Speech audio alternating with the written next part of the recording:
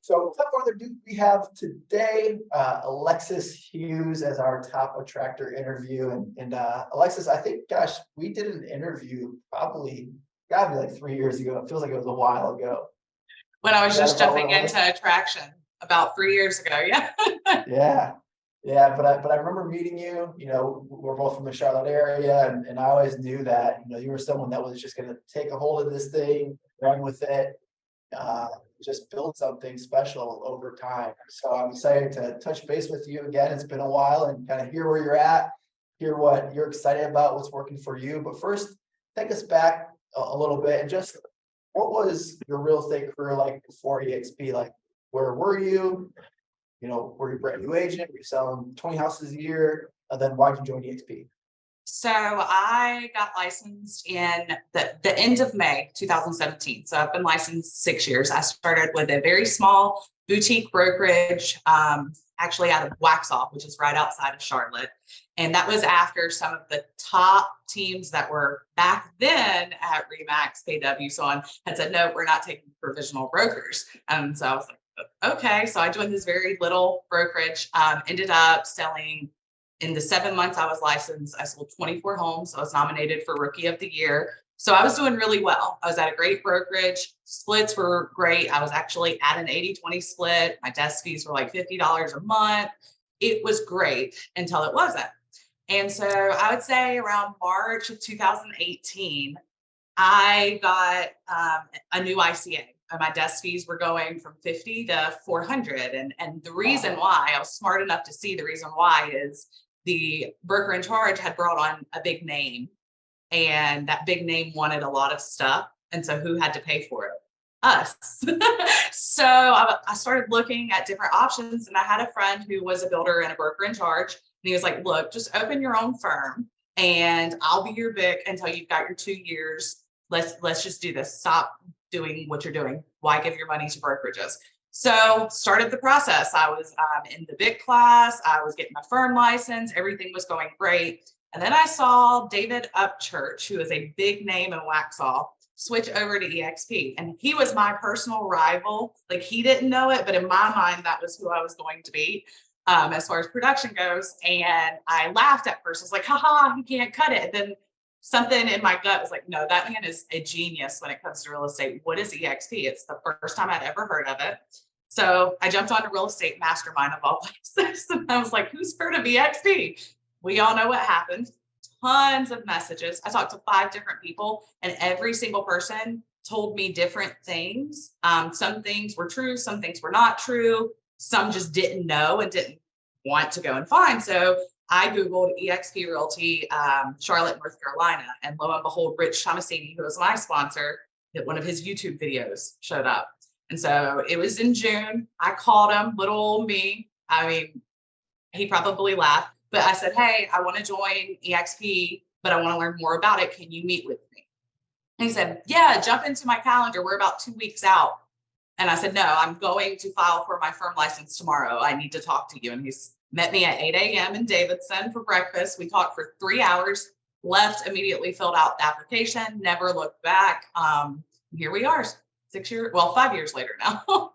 That's amazing. Did you go to famous Toastery for breakfast? Yes. Nice. The one spot in the video where he does the jelly packets and the salt and stuff to show revenue share, that's where we were. So. That's awesome. Very cool. That's amazing. So one of the things that I took away from that, and that really hit me until you were just kind of describing how your experience was, like, if a big player makes a move in your market, just be thinking, like, there's a lot of people besides me seeing that. I should start reaching out to other agents because the time's kind of hot. Like, have a sense of urgency, because David could have got you, Upchurch could have got you, another agent could have got you because you were ripe, you were looking, but instead you had to go to Google, start searching, talk to other people, then you landed on Rich, which is really cool. I feel like a lot of agents, once they see like that big name joining their market, they're like, oh man, that person already joined, it's over. They like kind of throw their hands up, white flag. But man, I did that.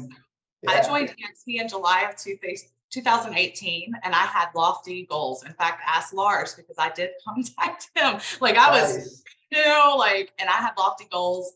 and I was going to go after him. Kristen Vining with the Vining Group out of Fort Mill. Like I knew the Stacy Sauls, like these big players who I wanted to go after, but I was a baby, didn't know what I was talking about. Number one, didn't have the trust with them that some of the other agents in our market had.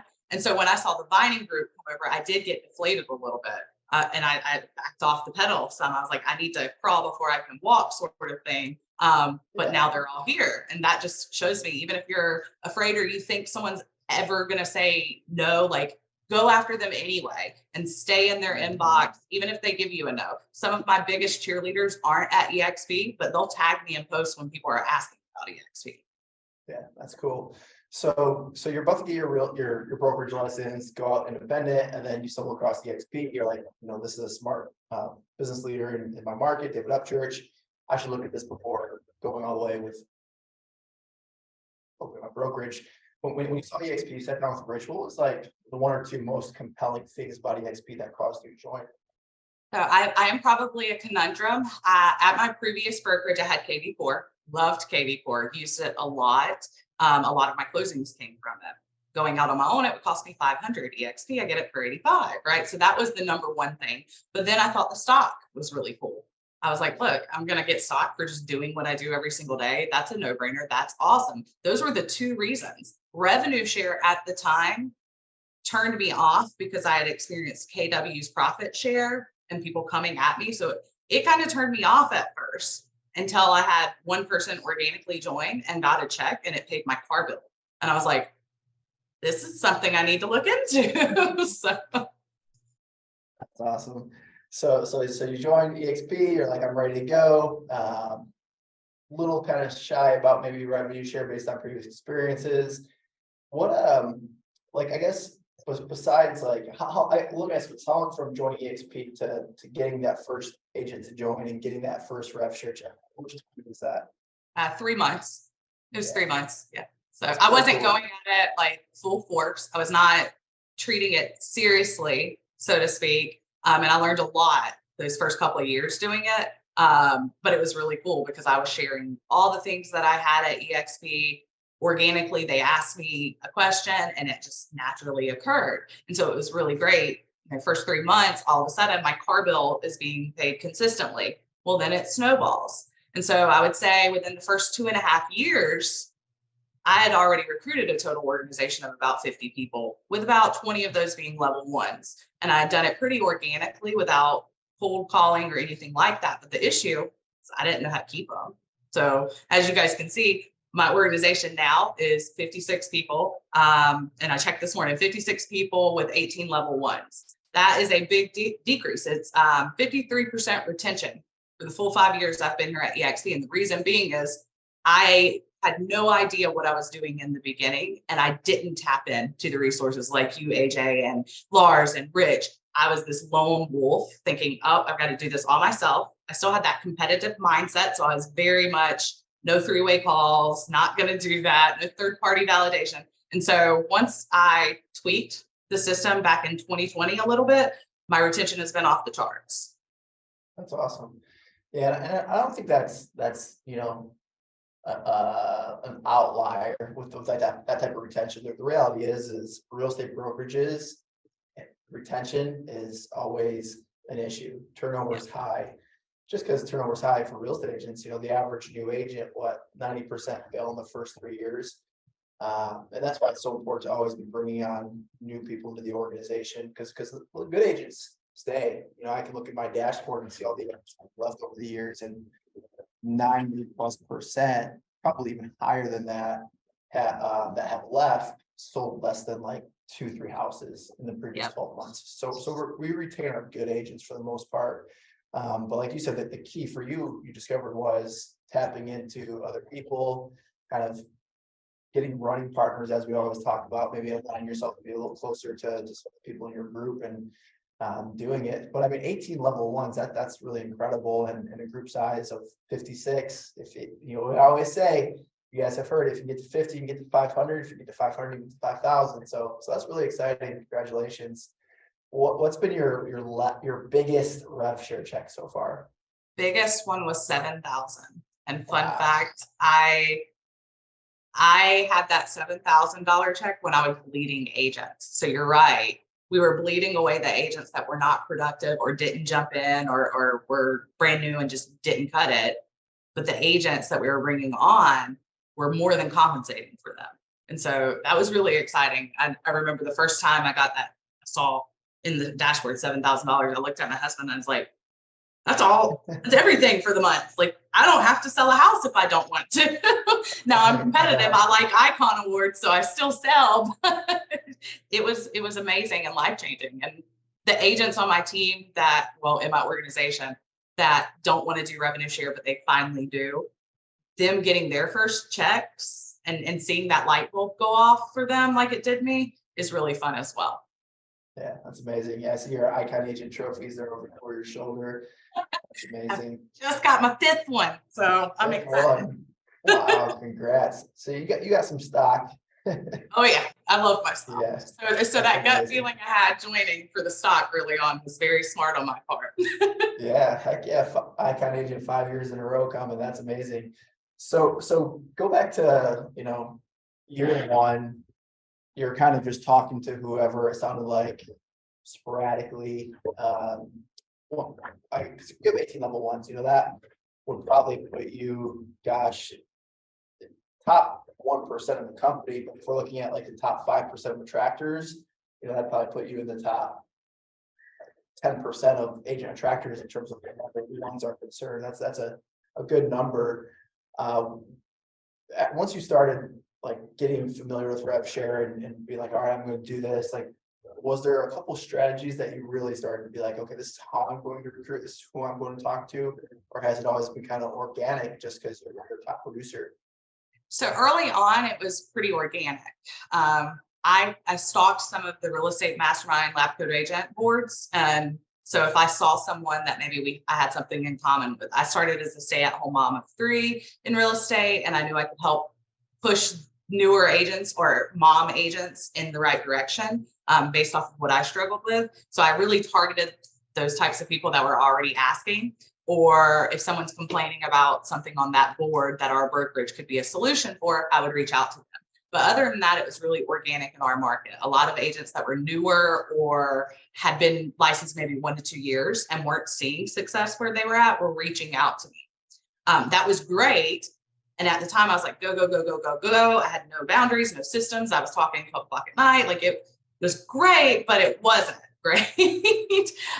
In 2020, I switched gears on how I really tried to attract. And that's when I noticed a difference. So one of the things that I've learned along the way, and we hear a lot, is, hey, if you're a level 4, you're never going to attract level 6s, 7s, 8s. So how do you get to that level if you're not? Well, you work. I started doing coaching, leadership development, getting in the rooms. Like, I never did the eXp cons and the shareholder summits and stuff like that because I didn't see the point. Well, now I saw the point. If you put yourself in rooms with 6, 7s, 8s, 9s, you're naturally going to rise. And then you can start to attract those better agents. Also, not being afraid or getting mad at the people that told me no. When I reached out to a big agent and they told me no, I didn't get pissy with them, for lack of a better term, or delete them or block them. I keep in touch with them and I still comment on their stuff, because when they come back, I want them to remember Alexis Hughes. I've got an agent I've talked to for 3.5 years, since 2020. He's a brokerage owner in Chicago. He's finally ready to take the lead, and he's coming with me because I put in the time and I didn't always push, and I showed that I actually cared. So I think just organically connecting and being conscientious about what you put out there. There's so much content you can put out there that will speak to everyone, but you need to put content out there for you to attract the people that you want.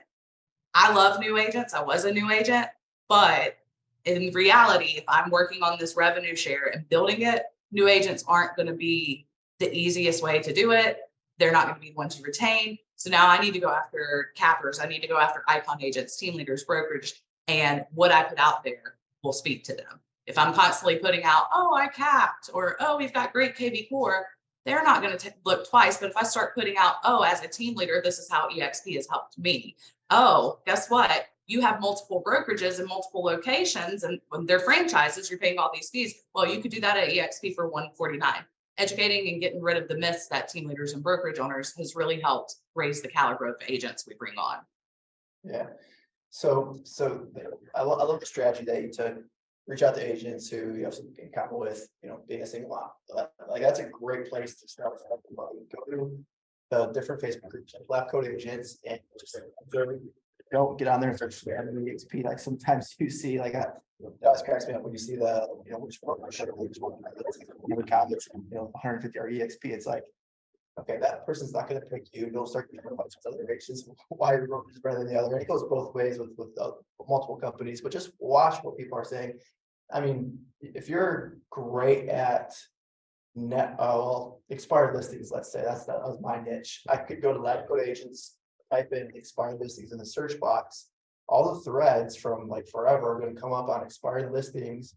I can go in there, read the comments, and for those that seem to have some interest and want to pursue that lead activity, whether it's Zillow, whether it's open houses, whether it's just you're really good with your past clients, get referrals, doesn't matter. You start to friend request those people, send them a direct message, something of value. Hey, I noticed from like a year ago, I came across this old thread on Lab Code Agents. I think you were interested in expireds at the time. Just out of curiosity, did you ever get started with that? The reason I asked is that's how I built my business.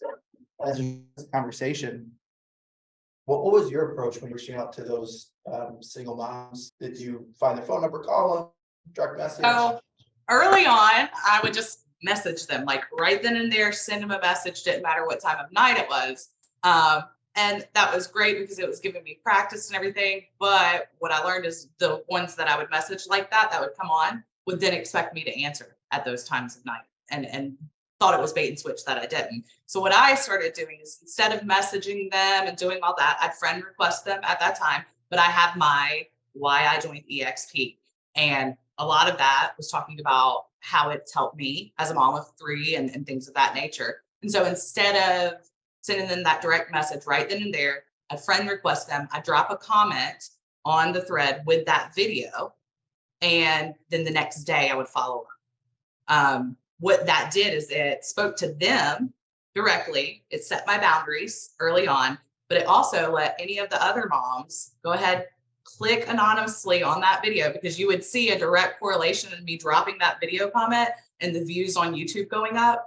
And then they would reach out too if they were interested. I would get a lot of cold messages myself just from the video comment. So having those videos pre-done for solutions for everything in YouTube and responding with a comment will get you people that you would have never known were even looking before. Yeah, that's gold. I love that approach. One of the things that, if you guys kind of feel like lost in agent interaction right now, just when you're listening to Alexis or anyone that we're talking to, just if you like something, try it. Just 90 days, this is what you do, and create a system and time block it in. Because what she's describing here is a really great strategy, especially if you feel like, I don't know how to reach out to, I'm a newer agent, I'm a lower producer, I'm really tap my market.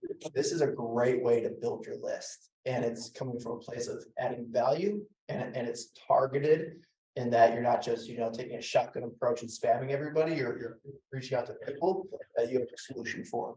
So this is really good. Out of all the 18 people that you currently have, like do you know how many total level ones you've had over the years? 35. 35. How many, I guess, reach outs or conversations about eXp would you say you had to have in order to recruit 35? Any guess at that number? I mean, on average, I tend to close people within 1 or 2 conversations. There were a few bigger players that maybe took 3 or 4 conversations to get them on board, just because they're bigger. The financial implications are much larger, but most of them, it was 1 to 2 phone conversations, because what they were seeing had already kind of submitted in their mind. They wanted to join. They just had some questions. That's good. Awesome.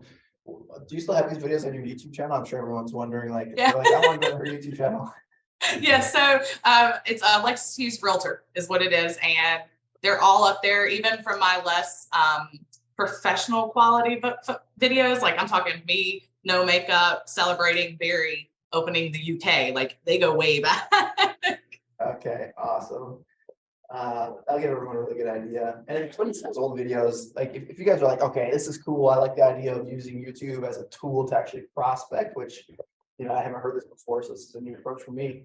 But you're afraid to get on video, watch people's old videos. Like when I was getting started on YouTube, I would go to Tom Ferry's, like the bigger YouTubers, and I would go and watch their oldest videos. You can sort by oldest videos at the top. And it was like so bad, even for like Tom Ferry, it was so polished. Now it's a great presenter, everything's high production value.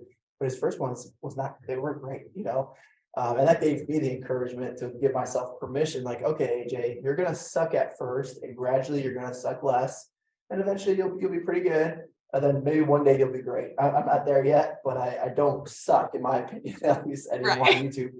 But my first one, I kept most of my early ones on. Some of them were too cringy, so I definitely put them on private. But I still have them there. But there's still some cringy ones up there if you guys want to check mine out. It gives people encouragement. It's like you got to start somewhere, even with attraction. Like when you started, you're like, I'm gonna call Lars. I'm gonna call Kristen Vining, big agent in our market, Charlotte.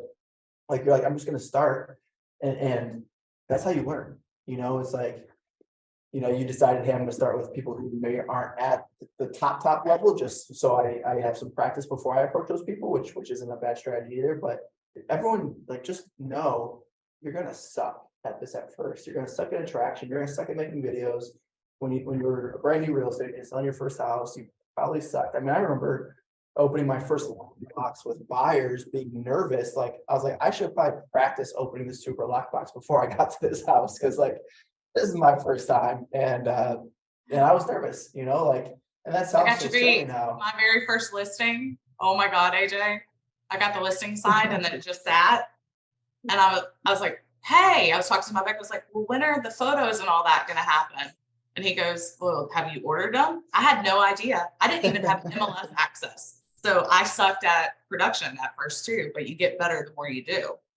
Yeah, I think we fall in this success trap that we become really successful realtors, and then now we're starting this agent attraction thing, and we're afraid to fail. We're like, well, I'm successful as a real estate agent. It's kind of scary to fail and put yourself out there on this attraction thing. I've been guilty of that in different opportunities. It's like, well, I'm pretty successful. Why really put myself out there? Why risk my ego? Why face the rejection? And once you get over that, that's that next level of life that you really desire. And if you're at a level of life where you're happy and you're like, you don't need to face rejection anymore, and that's where you want to be in life, well, then hey, you don't need to be on these calls anymore. Congratulations. But if you're like, I want something out of this attraction thing, well, it's time to start risking your ego. It's time to start putting yourself out there. This is great, Alexis. So you really hit lab code agents hard. Any other strategies that you think would be helpful to share? So I actually wrote them down because I wanted to be Awesome. prepared for you guys. I love it. That's amazing. So I would say systems are important. It's great to put stuff out there, but I equate everything to what I do with real estate.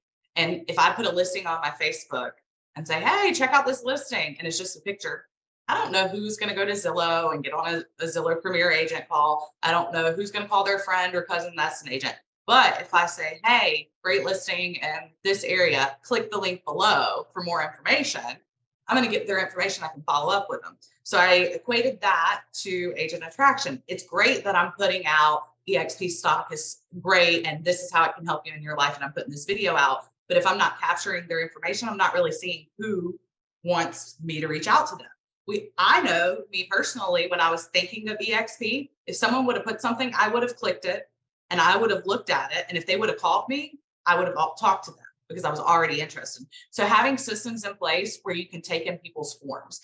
This can be done in several different ways. I know AJ has a ton of information on it. I early on just did a simple Google form that was attached to a landing page through KB Core. It's free, easy, you're good to go. Then my onboarding. I noticed my onboarding wasn't so great because I'm still doing production.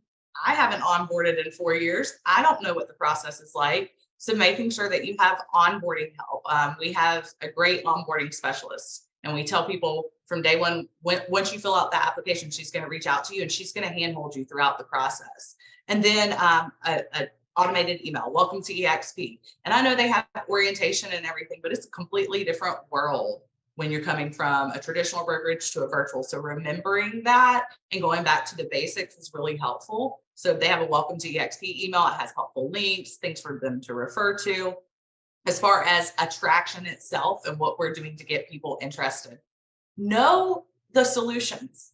You may not give two craps about Curvio because you don't sell anymore or you don't have a lot of listings, but you need to know about it, because that's going to help an agent that maybe is like, Alexis, I have a lot of listings, or I work with investors. I need tools that are going to help me with that. Imagine going on a video or just even posting slides with music and saying, here's how Curvio can help you, or talking with them about the health insurance. I know we've heard a lot about that, but nobody's really touched on what it did for their family. So if you use it, have you shared that story? Another, like all our tools, SkySlope. Why is SkySlope so good? Well, it keeps you out of real estate jail. We have hundreds of people in the background making sure you don't get in trouble. And that saved me a time or two. Making sure that everything you're putting out there is truthful to eXp, not catty to other agents and brokerages. If people don't like that. Early on, I was guilty of getting on Lab Coat Agents, Real Estate Mastermind, and if anybody down eXp, I went at them like a bulldog.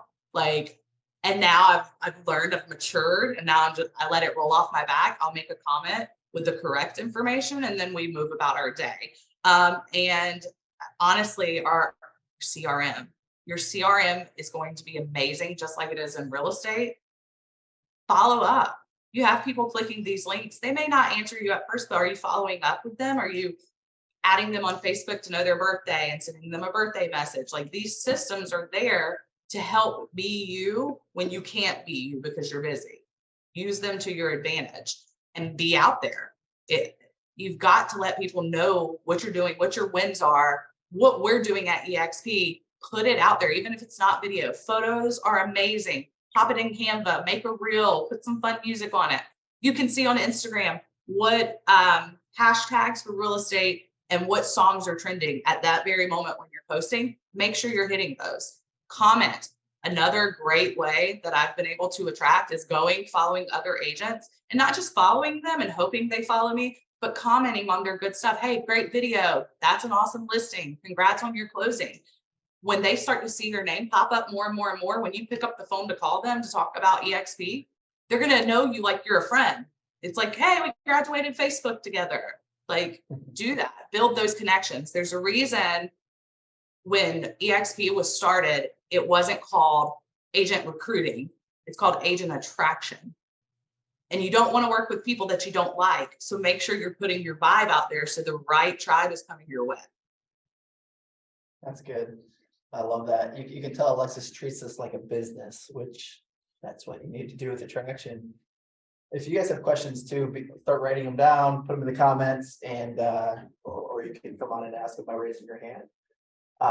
So where do you see this going for you in the next, say, 3 years, 3 to 5 years? Like, how many would you like to see in your organization? How much money per month? I always like to hear what people's goals are. And once you achieve that, what's your lifestyle look like? So I think in the next 3 to 5 years, I would really like to break 1,000 agents. We're well on our way. So this year alone, we've already entered the UK. So we're second country. We're about to enter the third. And when you start entering new countries, it's a whole different ball game, and it just changes things. You get excited again. You're learning new stuff again. It's awesome. So I would like 1,000 in the next 3 to 5 years of my total organization. I want a good, comfortable lifestyle. I don't need a bunch of stuff. So I would say like 50 grand a month in revenue share would be awesome for me. Yeah, just 50 grand. I really don't know at what point in revenue share it'll get to the point where I don't care about the production and the stocks, right? It used to be I cared about the production because I had to pay our family's bills. Then it got to the point where revenue share covered that. So I didn't have to, but I was like, why leave it on the table? Then it got to the point where it's like, well, I just like doing it. And here I am. So I'm wondering when that shift is going to happen where I'm like, I'm never selling a house ever again. I don't care. But that's my goal. And I think life after that, the two main things is number one, being more present in my children's lives. Having that revenue share cover monthly bills has given me an ability to say no and feel good about it when I don't want to work with certain clients, or an agent comes to me that I know I don't mesh with and I'm not going to like working with. And I can tell them no and refer them to someone else.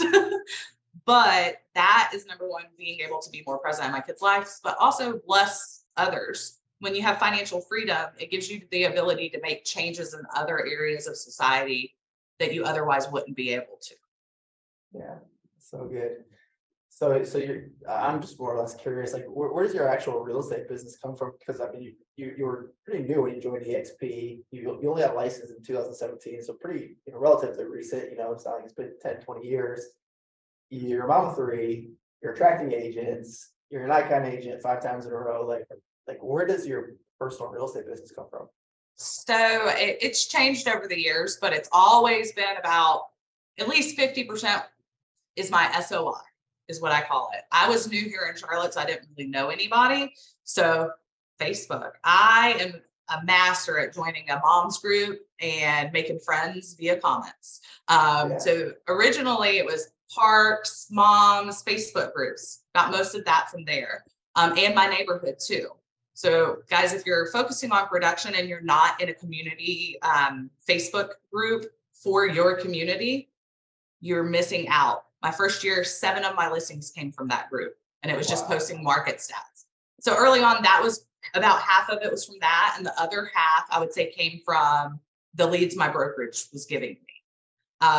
Once I totaled up how much I had given them, I was like, yeah, I can buy my own zip code if I keep this. Like, I don't need you to do that. Like, some things started to make sense at that point. And so the second year in real estate, I invested in a Zillow zip code. At that point, about 75% of my business was still SOI from what I talked about, but then referrals from them, and about 25% from Zillow. I called those my supplement. I never relied on them, but it was great if I was not busy to be able to pick up a call and convert a lead. Third year, I stopped answering Zillow calls altogether, started popping those out to team members and strictly past clients, referrals from other agents, because I had built up a reputation at that point, and SOI still. And that's how it is still to this day. It's been great not to answer Zillow calls. That's amazing. So you were new to Charlotte too, or the Charlotte area. You guys can see how there's a correlation between what you're doing in your real estate business where you're having success and traction. You built community through a community group. What was that community group on Facebook? Was it a Facebook so there was a ton. There was a ton. So Crunchy Moms, which if you don't know what a Crunchy Mom is, they like all organic everything. I am not necessarily that way, but my friend Sherry is, and so she helped me. Moms of Union County, Moms of Mooresville. And the reason you add yourself to these groups is I was not the mom that went to play group dates and drank wine and all that. That was not me. I was the mom that was like, okay, we're gonna, go and play in the mud. And when I take my kids out, they might still be in their pajamas. Like, that was me. But I would join the groups, and if there was questions being asked that I could help with, I would answer them. Again, giving value. You don't always have to be a used car salesman. You don't always have to jump right to the close. Give them some value. And again, I went a step further. If someone said, we're thinking about buying in Mooresville, I wouldn't just say, hey, I'm a realtor, I can help you. I would respond, Mooresville is a great area. Here's a link. And this is why I love KV Core, because you could do a multi-property squeeze page like that. Here's a link of all homes available in Mooresville, 500 and under. If you have any questions, let me know. Then they click, and they're in my website, and they're in my database. So being intentional with what you're doing, and the end result in attraction works the same way. Yeah, and you took that strategy and changed it a little bit and did it with attraction. That's amazing. I had a lot of success with Facebook groups too with my attraction early on, because I was already doing it to learn how to sell real estate. So I was building relationships with those Facebook groups, finding role play partners, finding accountability partners, and a lot of those people joined my eXp organization because we had formed a relationship through those groups. It's a great way to do it, guys. You just got to do something consistently over time. It really doesn't matter what you do. You just got to do something that is something that you're like, okay, I can do this. I can do this consistently, and it'll work. But it's got to be consistent over time. You can't build, I was going to say a 6-pack, in 3 months. It takes much longer time than that. But Don't ask me about that. That's not my area of specialty. I haven't seen my act in about 15 years. But consistency wins the day with everything in life. That's a fact. If you guys have any questions, happy to stick on another 5-10 minutes and answer them. But I just want to share a couple wins that came in as we were chatting. Michael's business partner was in the room next door with an agent talking about eXp. Amazing. Rosemary said she recruited an agent from Real in San Antonio to bring her to build. Awesome. Good job, Rosemary. That's huge, guys. When we do events, whether it be eXpCon, shareholders, build, like if it's in that city, start reaching out to agents in that city. It's not rocket science. It's easier to get someone to an event that's in San Antonio, that's doing business there, than it is to get someone that's in Florida. They don't got to fly, and it takes less time to get there. So, can I share something? Yes, about please. that? When you are recruiting agents, whether they're in your market or out of your market, if you're not posting on social media and tagging them and welcoming them, you're missing out, because we want people to see they joined and reach out to them and ask questions too. A lot of the agents that didn't want to do revenue share organically got into it from posts like that. So keep that in mind, celebrate them and tag them. Yeah, great point. Would you say Labco agents is the main group that you networked in? Early on, yes. In fact, a lot of the agents that are my level ones from out of state all came from lab coat agents. I mean, California, Savannah, Georgia, Tampa, Florida, Vero Beach. Those are all agents I met in lab coat agents. I didn't know them from Adam before that. So one thing you guys can do is go into lab coat agents like later today and start searching these topics and see how people are communicating. Heck, you might even be able to search Alexis's name and find some chats that she was on. Not sure if that will work, but it might. Just go to these groups. There's so many, and once you're in lab coat agents, you'll probably be suggested other groups. There's so many Facebook groups. Just go to Facebook and just type in real estate agent groups, real estate agent referral groups, real estate agent coaching groups. I mean, there's thousands of groups that you can join. Lab coat agents is just one of the bigger ones. And just start networking, start reaching out, start adding to your list. Just make a goal. Hey, I'm going to connect with 10 new agents a week in this Facebook group. And again, don't get in there spamming people, add value, then get in their DMs, then start to have a conversation about eXp once you've created some type of relationship. Great way to do it. And you can see the questions and the myths. And so if you're wondering, hey, what kind of videos should I be making, or what kind of content should I be putting out there? You can see the questions and the myths.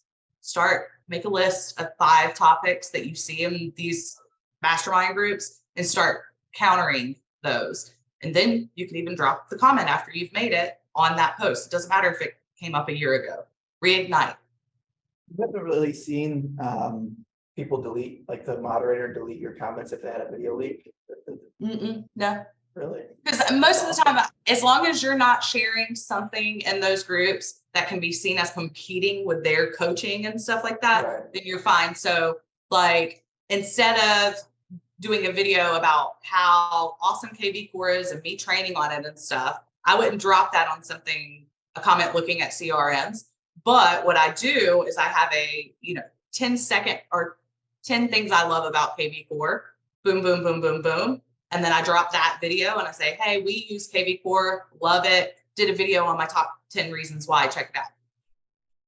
But at the end, I always do a plug. In the end of your video, always do the plug. Alexis Hughes, North Carolina, South Carolina agent with eXp Realty. If you're thinking of joining a team or you want to know more about this CRM, give me a call, 704-773-2117. Like, always plug yourself. Ask for the follow. Ask for the subscribe. That's amazing. Success leaves clues, guys. Check out her YouTube channel. Check out what she's doing on her Facebook page. You just kind of see how she puts herself out there, because this is attraction. To wrap it up, what is one piece of advice that you would give an agent looking to start attraction, or someone looking to recommit to it? It can be inspirational, or maybe where to get started, something tactical. So tactically, I would say you need to time block. I am the queen of hating time blocking, but I didn't see myself get consistently good at revenue share until I time blocked. And you don't have to overwhelm yourself at first. Mondays, spend 30 minutes, time block 30 minutes. I'm going to make my list. It's like a sniper list, right? This is where I'm going to go in. I'm going to research these groups and figure out who it is I really want to connect with. On Tuesdays, give yourself an hour That's where you're going to try and make calls with the people that you maybe have DM'd before and haven't connected with on a phone call. That's where you're going to go in and send these DMs, just 1 hour. Then on Wednesdays, block off whatever eXp Explain call is happening and make sure you invite people to it. Tuesdays, if you're not inviting people to eXp Explain calls happening on a Wednesday, invite them to it, jump on with them. If you do that every single week, you're going to get someone to join. At every 10 people, you should have one person joining. So if you're reaching out to 10 people a week, you should have one person joining a week. And then you've got the Explain calls doing the heavy lifting for you. That's tactical. That's what I did early on in 2020 when I really started focusing and using this like a business. Inspirationally, you're gonna, this is so cliche, but you're gonna miss every single shot you don't take. So missing a shot is a good thing. Getting a no is a good thing, because guess what? Like, one step closer to making the shot, one step closer to getting the person. And then I would say, when you get them, don't drop them. Worst thing in the world, and one of the worst things we have is we'll get people as level ones, and I was guilty of this early on, and then we never talk to them again. We're like, yay, our job's done. And it's not. I'm not saying you have to talk to everybody in your organization, because that's unrealistic, but your level one should feel loved on. They should feel supported. If they call you, answer the phone within reason. And then teach your level ones how to be leaders themselves. Because if you don't teach them how to duplicate what you've done, you're just going to take on their level two, or your level twos as your level ones. And then you're going to get burnt out, and then you're going to hate it. You're going to forget why you ever started doing this. Great advice. This has been awesome. I'm fired up. I'm going to be hopping in some Facebook groups later this week and add that to my strategy. And I'll be dropping some YouTube links to see how it goes. I think that's great and fun too. Great way to give back, add value. Can't wait to see when you hit 1,000 agents making 50 grand a month, what that life will look like. But definitely when you break 100, let's get you back on, get an update. I love how systematic you are, the way you treat like a professional. I can tell you put a lot of thought into it, a lot of effort. So I just want to congratulate you and honor you for that. Appreciate you being on. And until next time, can't wait to see you at 100. 100 agents, December. Let's go. We'll see you guys.